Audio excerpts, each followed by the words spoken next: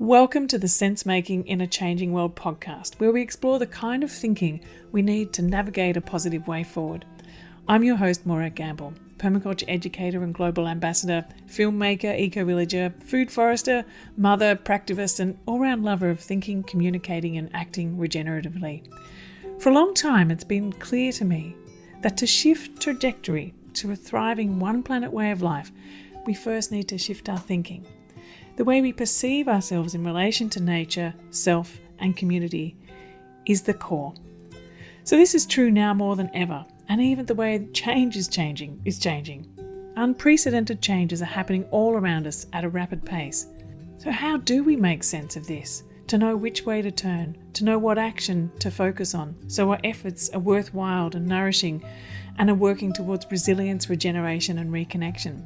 What better way to make sense than to join together with others in open, generative conversation? In this podcast, I'll share conversations with my friends and colleagues, people who inspire and challenge me in their ways of thinking, connecting, and acting. These wonderful people are thinkers, doers, activists, scholars, writers, leaders, farmers, educators, people whose work informs permaculture and spark the imagination of what a post-COVID, climate-resilient, socially just future could look like. Their ideas and projects help us to make sense in this changing world, to compost and digest the ideas, and to nurture the fertile ground for new ideas, connections, and actions. Together, we'll open up conversations in the world of permaculture design, regenerative thinking, community action, earth repair, eco-literacy, and much more. I can't wait to share these conversations with you. Over the last 3 decades of personally making sense of the multiple crises we face, I always return to the practical and positive world of permaculture, with its ethics of earth care, people care, and fair share. I've seen firsthand how adaptable and responsive it can be in all contexts, from urban to rural, from refugee camps to suburbs. It helps people make sense of what's happening around them and to learn accessible design tools to shape their habitat positively and to contribute to cultural and ecological regeneration. This is why I've created the Permaculture Educators Program, to help thousands of people to become permaculture teachers everywhere through an interactive online dual certificate of permaculture design and teaching. We sponsor global perma-youth programs, women's self-help groups in the Global South, and teens in refugee camps.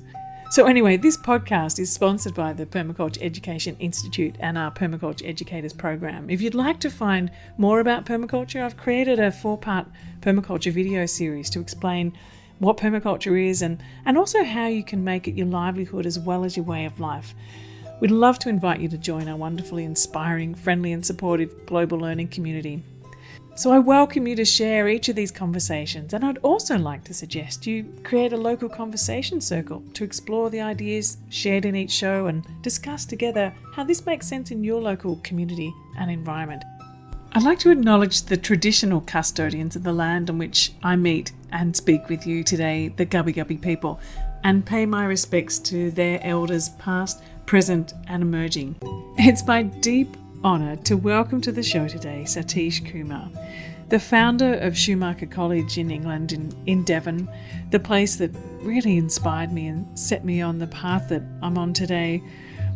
And also he's the founder of The Small School and a nuclear disarmament activist, former Jain monk, and well known for his peace walk, where he walked from India across the world, 13,000 kilometres by foot with no money and just a friend in the 1960s, on his way to meet all the key leaders of the nuclear armed countries and offer them peace tea.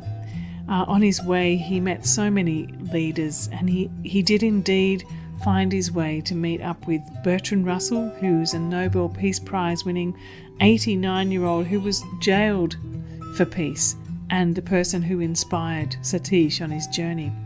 Anyway, Satish is also the editor of Resurgent. For decades he's been doing that, and more recently the Resurgence and Ecologist magazine together.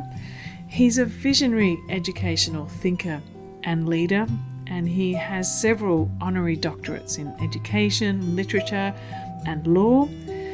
He has a BBC natural history program that aired called The Earth Pilgrim. And he's the author of many books, and most recently, Elegant Simplicity, The Art of Living Well, which he had just published when I met and talked with him for this interview. So this interview was actually recorded when I met up again with Satish at Schumacher College last year. Satish is a dear friend of mine. We've known each other since 1992 when I first went to Schumacher College as a young 23-year-old. And it's been Satish's inspiration over these years that, as I said, set me on the path that I'm on today. So it's an absolute honour to have him on the show, and I really hope you enjoyed this conversation about education. I was really wanting to talk with you today about education because that's the focus of my work and my work in many parts of the world. I work with people in Africa and I work with people in local community schools and just everywhere really. And it's about rippling out the idea that we need to change.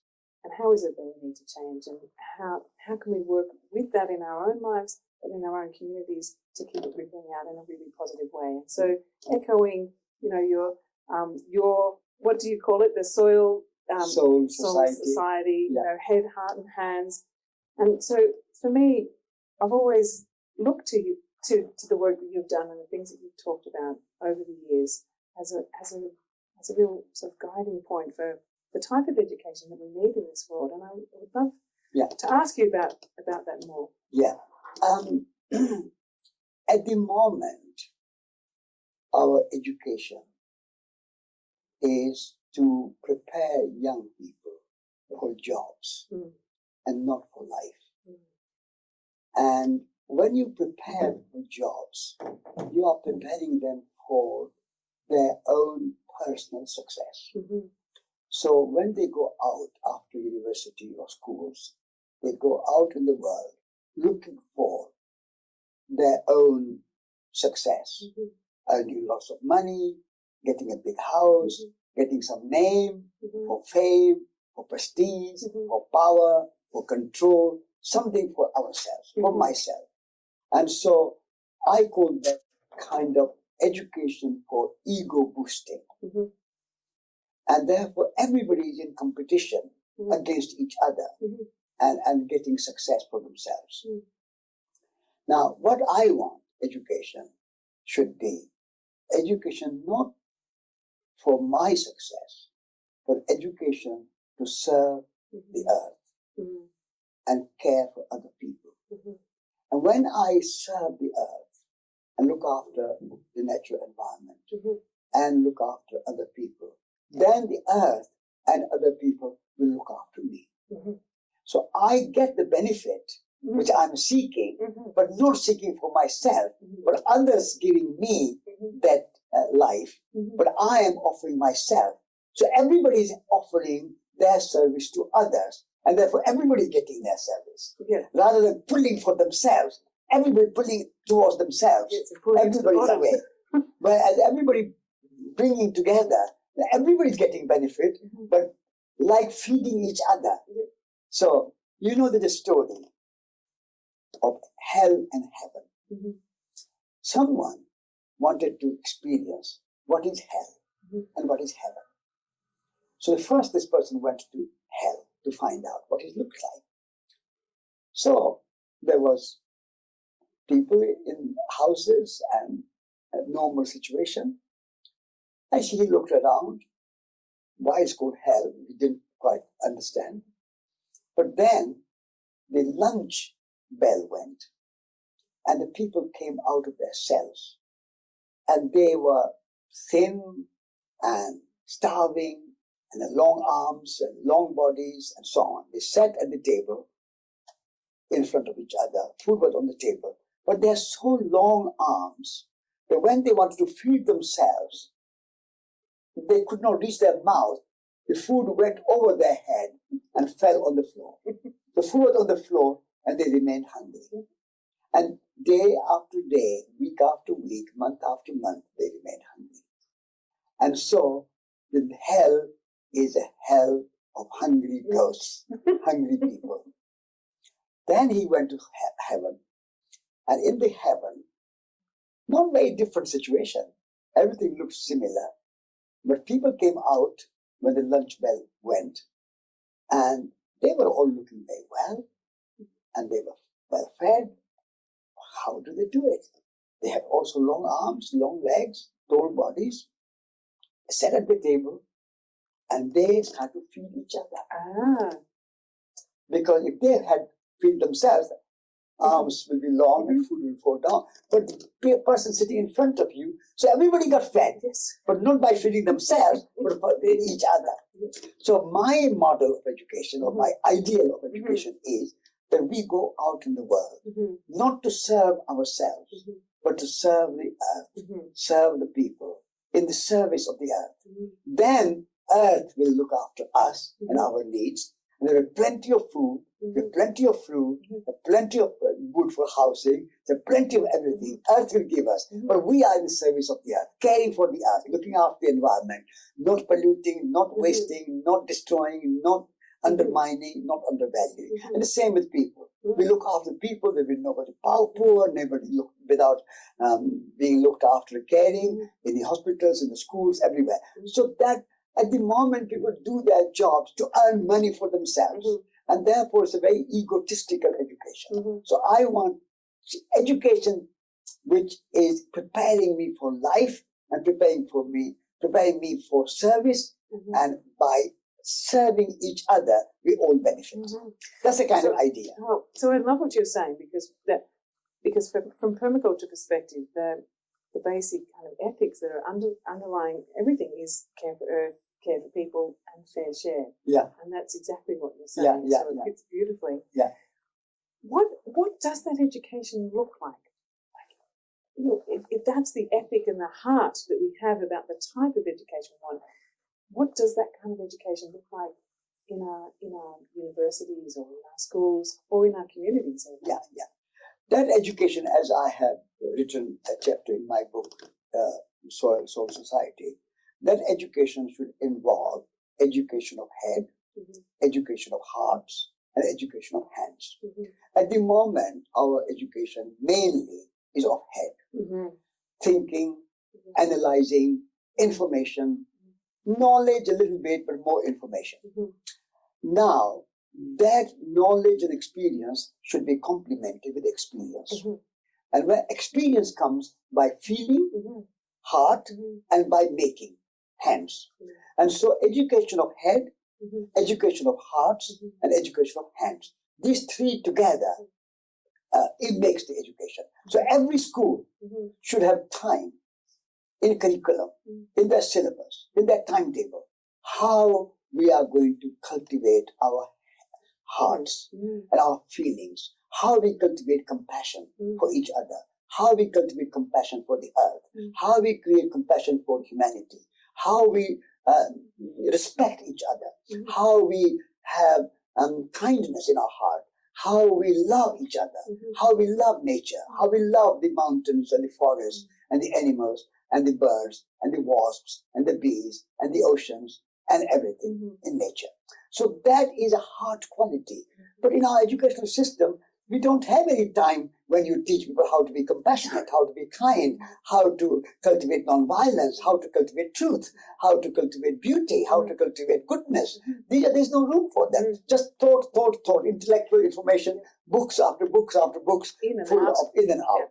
So I want to bring heart as a core curriculum in our education system. And then every school must have a garden, a permaculture garden, an organic garden, where people know and learn how to cultivate, how to plant trees, how to grow orchards, fruit, vegetables, grain, and energy, and how to store water, how to cultivate food, but how to harvest sunlight and create energy. So it's a kind of complete cycle of energy and food and ourselves. So that kind of, every school, every university must have in a proper education a garden and a field, and also teaching skills like pottery, woodwork, making chairs, making furniture, building a house should be part of our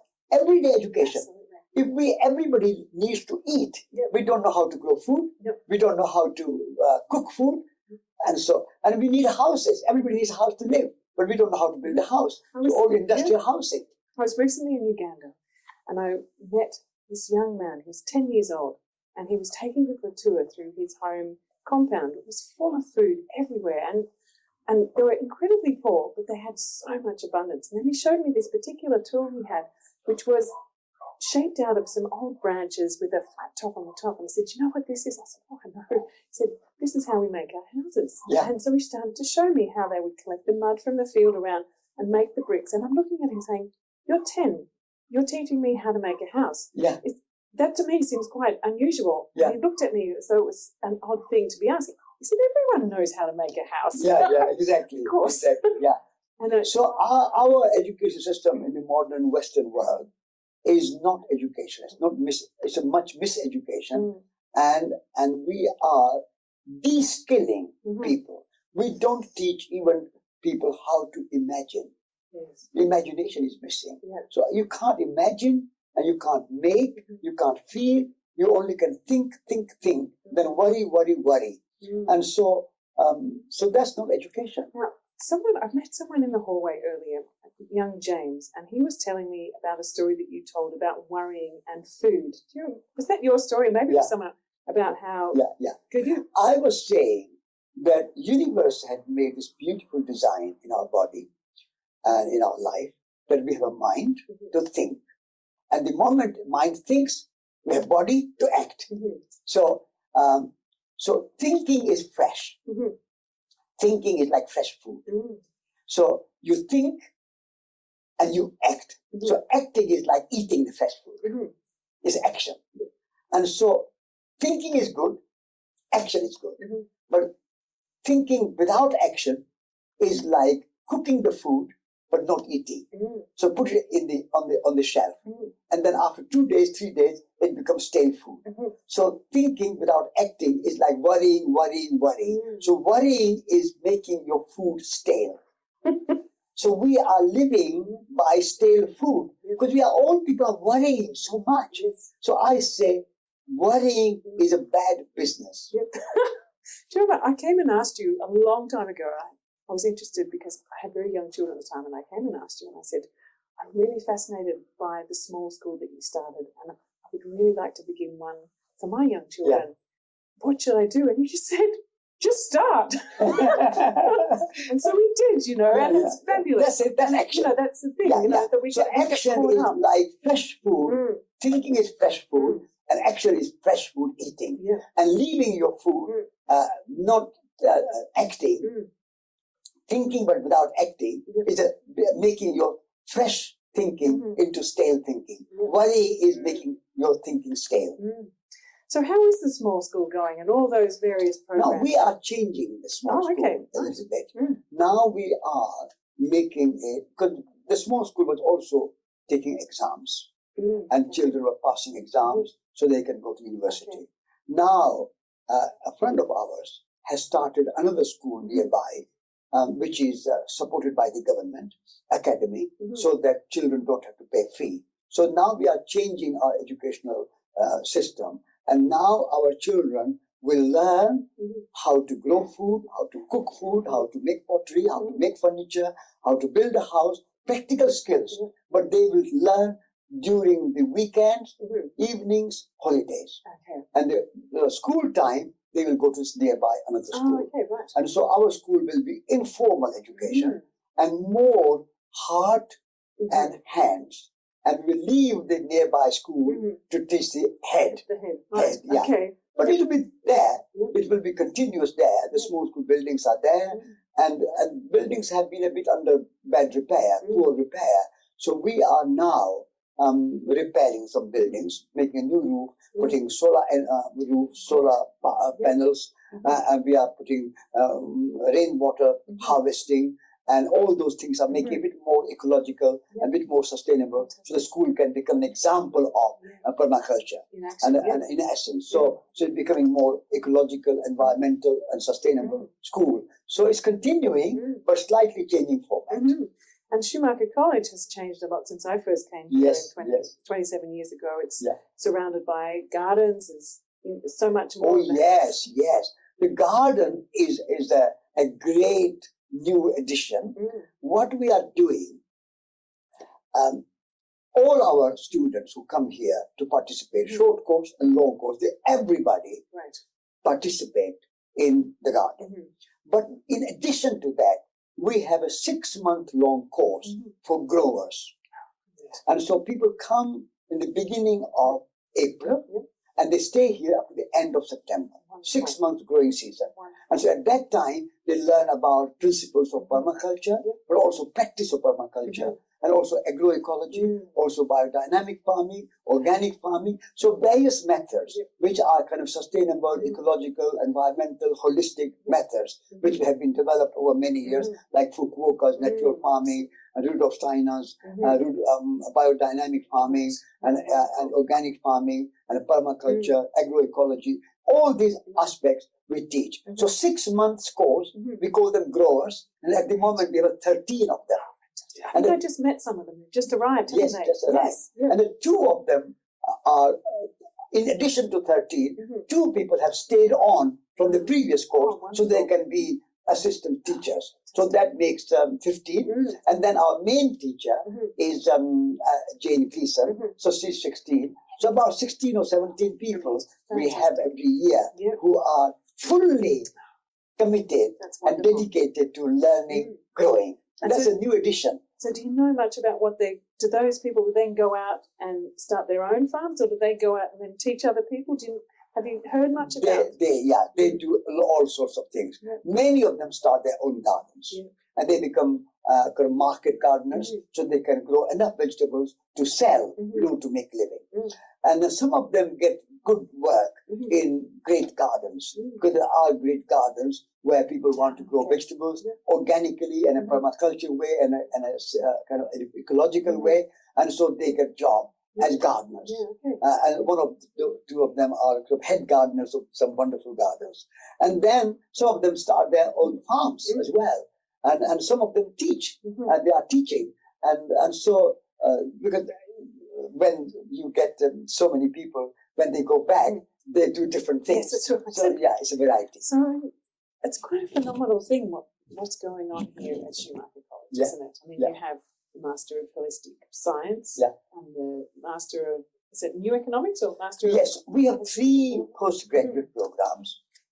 The first program we started with continuing is a Master in Holistic Science. So what we are saying is the Schumacher College and the environmental movement is not against science. So what kind of science? It's a holistic science which includes Gaia and complexity and the chaos theory and Goethe's work and many other Fritz Capra, David Bohm, Rupert Sheldrake, Vandana Shiva. All these scientists teach here a holistic science. So then we have transition of economics, or economics of transition. So the economics of transition is based on Schumacher's Small is Beautiful, Buddhist economics. Economics as if people matter, not profit. So economics should not be without ecology. Economics should not be seeing nature as a resource for money. Economics should be teaching people that nature is a source of life and not a resource for making money. And so that kind of economics of transition, how we shift from this economics, which is based on the enormous input from fossil fuel, to economics, which is based on renewable energy and a low input energy, so that we don't contribute to global warming and climate change. So it's a kind of new economics. The third course we run in postgraduate program is ecological design thinking. And so how we design our organizations, how we design our products, how we design our houses in such a way that permaculture principle based, so that it's cyclical and not linear. Because you take from nature, you use it, and you throw it away on the landfills. So this is a kind of linear economy. So our design should be such that we take from nature, use it and put it back in nature. Cyclical system. And so whether it's an organization or products or houses or energy use, in whatever way it is, that kind of holistic principle is part of ecological design thinking. So we have 3 master's programs. And then we have a 4th one is, as I said, the growers program, which is for gardening. And the other program is what we call short courses. So short courses last for 1 week or 2 weeks or 3 weeks or even weekend. And so we want to serve and cater the needs of everybody, whoever. So some people have only weekend, so we offer some weekend courses. Some people have 1 week, so we offer them a week-long course. Some people have 2 or 3 weeks, they can come for that. And then if they have 6 months, they can come for growers program. If they're whole year, they can come for master's program. So we are catering for everybody. That's fantastic. And I hear that there's this alumni network that's reaching out across the world as well, and people are starting up sort of little satellite projects as well that feed into this whole thing. Exactly. And also in India too, you have a close collaboration with Vandana Shiva School, I understand. And you teach there as well. Yeah, I teach there. I haven't been there yet. Can you tell us a little bit about that school? Yes. Vandana Shiva is one of our regular teachers here. And inspired by Schumacher, she started something called Earth University. And it is based on 50-acre, completely biodiverse, organic permaculture farm. Completely. It's a beautiful example of sustainable, good ecological farming.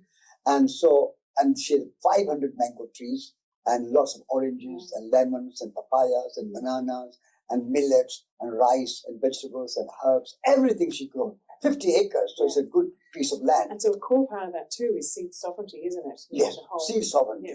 That's her main idea. And so it should be, actual farm is there and a growing of food is there. But in addition to that, she has added the educational program. So she teaches A to Z of organic agriculture. A to Z. So part of that is permaculture, part of that is agroecology, part of that is biodynamic. Like we do here, our growers courses, she does the same thing. But that's her program is shorter, 1 month, 4 weeks course. And so that's A to Z of organic farming. And then I go and teach there every year, Gandhi and globalization. And we teach, Vandana, I teach together. So it's a kind of Schumacher inspired and Schumacher modeled center in India. But there's another school in India near Bangalore called Bhumi College, which means land college, based on land again. And so they are also doing some master's program and short courses and practical cooking, gardening, practical work as well. So there are 2 schools in India. And then we have a Escola Schumacher in Brazil. Right. And we're about to go and visit Schumacher Kumar in Mallorca. Yes. We're looking forward to that. Yeah. Escola Kumar in Mallorca, Escola Schumacher in Brazil. Then there's a group working in Colombia and a group in China. And so Schumacher Worldwide is a big program. And we have got 15,000 Schumacher alumni around the world now. And so we are constantly in contact with them. And many of them come back as a kind of renewal and revitalization and regeneration and renewal. So they come back again and again. And also I go, Stefan goes, and Patricia, and Julie, and Jonathan, we all, our faculty, we go around and teach there. So also we run sort of gatherings of Schumacher alumni. Last one I went to was in Romania, and it was wonderful. And this year is going to be in Holland. I'm not going this year, but it will be very good. I think it's time for one in Australia. There must be many of us in Australia. Yeah. You should go. We will. I think I will organise one when I get home. That sounds like a thing to do. Yeah. And so we want to reach Because Schumacher is not just Dartington here. We want to see Schumacher sort of activities growing. And your work, what you are teaching is Schumacher. That's right. And we don't need to have a name. No. Name is not important. It's the content. That's right. And you are teaching is heart. And the hands, And in your hands. So you are Schumacher and you are our Schumacher alumni. So you were inspired here. And now you have created a new college. It's wonderful. Yeah. So you've just written a new book. Yes. Can you tell us a little bit about that? My new book is called Elegant Simplicity. And so what I am saying is that living a simple life is essential and a prerequisite for a sustainable future. If we go on using nature, natural material, and churning that into consumer goods more and more and more, buildings and roads and furniture and clothes and everything, nature is finite. And so then we waste so much. And so let's take from nature what is our real need, make some beautiful things, comfortable, good life, but not too much. And so no clutter, not too much. So simplicity is prerequisite for sustainability. But also I'm saying that simplicity is prerequisite for spirituality. Because in order to buy so much goods and material and houses, you have to work hard. And then you have to shop hard. And then you have to look after hard. So much time is given. And there's no time for meditation, for spirituality, for family, for love, for friendship, for walking, for dancing, music, poetry. All those are spiritual nourishment that we need. We have no time. If you are an artist, then you become a specialist artist. Well, what I want is to see everybody having time to write poetry, to be an artist, to go for walking, have time for family, time for friendship, time for themselves. And in order to do that, you have to work less, earn less, consume less, live simple life so that you have time for non-material things. So for spirituality, simplicity is essential.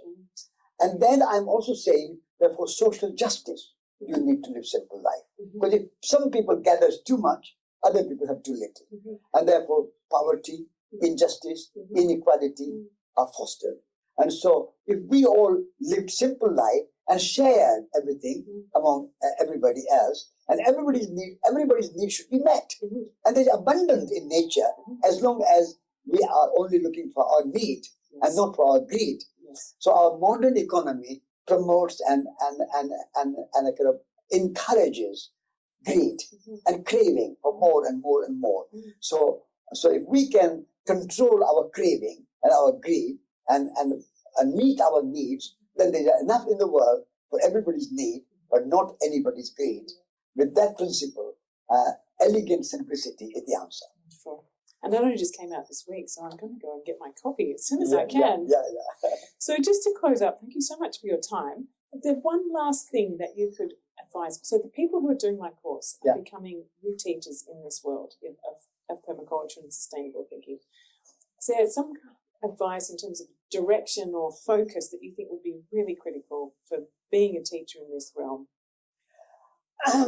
When you are learning about permaculture and learning about living in harmony with the natural world, first principle is to celebrate.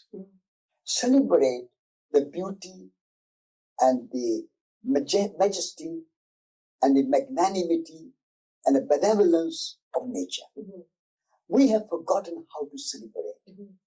So celebration is the underpinning principle of permaculture. Because permaculture is a permanent culture. It's a principle of permanence. Permanence is a perennial. Year after year after year. The economy of nature is not for 1 year or 5 years or 50 years. It's for millions of years. And how do you create an economy which is based in principle of permaculture? Only if you celebrate nature. So when we celebrate Earth, we celebrate the trees, we celebrate the sunshine, we celebrate the rain, we celebrate our own lives, we celebrate our friendship, and we celebrate our creativity. So celebration is, in my view, the key to find joy in our work. Mm-hmm. Whatever you are doing, food you have cooked, celebrate and then enjoy. Mm-hmm. We have grown the food. What is a harvest festival? It's a celebration of the bounty of the earth. Mm-hmm. But we forget to celebrate. We just grow and eat, and that's it. But between growing and eating is celebration. And so permaculture should be underpinned always with celebration. Mm-hmm. And once you have that, then the second principle should be contentment. Mm-hmm. There's enough. Everything is enough. We have enough. Nature gives us enough. In our body, we have enough. We have intelligence, we have imagination, we can have eyes, we can see, we can hear, we can speak, we can feel. We have so much good body. We can build a house, we can grow our food, we can write books, we can dance, we can play piano or violin, we can sing. What do we need else? What more do we need? Nature has given us everything. Nature has given us trees and the soil and the soul and our community, society. This is my trinity of soil, soul, society. So soil will give us food, soul will give us happiness and joy, and society will give us a community. So if we can celebrate soil, soul, society, this is celebration is the key. So I would say celebrating soil, soul, society is the way to permaculture. Thank you so much, Satish, for You're your welcome. time. It's You're really welcome. lovely to see you again. I'm delighted to see you again after so long. Yeah, thank you. Thank you.